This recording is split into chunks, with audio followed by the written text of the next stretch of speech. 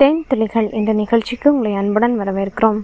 கர்த்தர் நல்லவர், அவருடைய கிருபை என்றும் உள்ளது. முன்னறிவிக்கப்பட்ட அடையாளம் கிரேக்க பாஷையாம், என்றும் நம்முடன் ஒருவராம், சட்டைகளை விரித்து தேசத்தை காப்பவராம், தீர்க்க தரிசனத்தை நிறைவேற்றுபவராம், எபிரேய பாஷையில் தேவன் நம்மோடு இருக்கிறார் என்ற அர்த்தத்தை கொண்ட இம்மானுவேல்.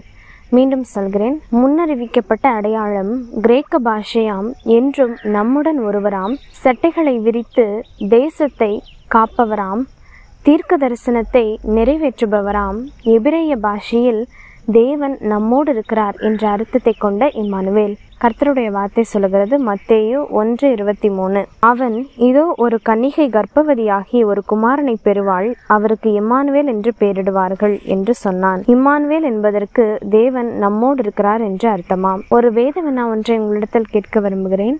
இதற்கான பதிலை ஸ்கிரீனில் தெரிகிற வாட்ஸ்அப் நம்பருக்கு தெரிவியுங்கள். வேர்வெட்டு பரவும், விதையின்றி வளரும், வேதனை இதனால் பெருகும், விசுவாசம் இதனால் சரியும், அது என்ன? மீண்டும் சொல்கிறேன், வேர் விட்டு பரவும், விதையின்றி வளரும், வேதனை இதனால் பெருகும், விசுவாசம் இதனால் சரியும், அது என்ன? இந்த நிகழ்வை ஒரு பாடலோடு நாம் நிறைவு செய்வோம். ஜெபிப்போம். எங்களை கிருபையாய் நேசிக்கிற நல்ல தகப்பனே, அப்போ அந்த நாளுமாய் கூட நீர் கொடுத்த அந்த வார்த்தைக்காக நன்றி செலுத்துகிறோம். ஆண்டவரை, இம்மானுவேல் ஆகிய தேவன் எங்களோடு இருந்து ஆண்டவரை ஒவ்வொரு நாளும் நீங்கள் நடத்துங்கப்பா. இந்த நாளை ஆசீர்வதித்து தாங்க. எல்லா நேரங்களிலும் உம்முடைய கரம் எங்களோடு இருந்து வழி நடத்தட்டும். இயேசுவின் நாமத்தில் ஜெபிக்கிறோம் எங்கள் ஜீவன் நல்ல தகப்பனே, ஆமீன். கர்த்தர் தாமே உங்களை ஆசீர்வதிப்பாராக. ஆமீன்.